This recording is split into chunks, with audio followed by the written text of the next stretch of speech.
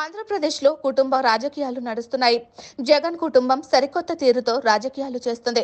ఇన్నాళ్ళు జగన్ తల్లి విజయమ్మ కూతురు షర్మిలతోనే ఉందని అనుకుంటున్న తరుణంలో ఇడుపులపాయలో ఎన్నికల ప్రచారం నిర్వహించే ముందు చేసిన ప్రార్థనలో తల్లి విజయమ్మ పాల్గొంది. దీంతో అందరిలో అనుమానాలు రేకెత్తుతున్నాయి. విజయమ్మ ఎటువైపు ఉందనే వాదనలు వస్తున్నాయి. విజయమ్మ కుమార్తె షర్మిలకే మద్దతుగా ఉంటుందని భావించారు. ఇప్పుడు కొడుకుతో కలిసి ఉండటంతో ఆమె సపోర్ట్ ఎవరికి ఉంటుందనే ప్రశ్నలు రేకెత్తుతున్నాయి. ఈ నేపథ్యంలో విజయమ్మ ఎవరి వైపు ఉందని అనుకుంటున్నారు. తన కుమార్తె వైపు ఉండటానికి వైసీపీ గౌరవ అధ్యక్షురాలికి రాజీనామా చేశానని ప్రకటించిన సంగతి తెలిసిందే.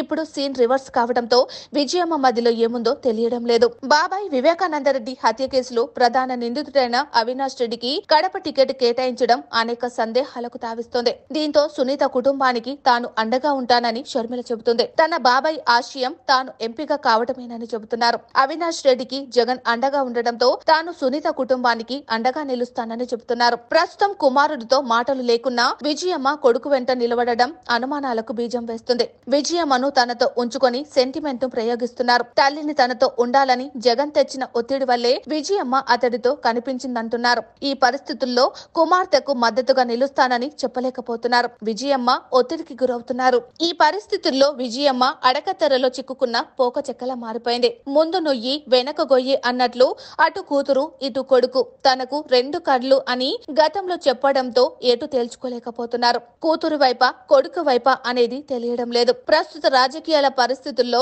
విజయమ్మ గమ్యం ఎటువైపు అనేది వాదనలు కూడా వస్తున్నాయి.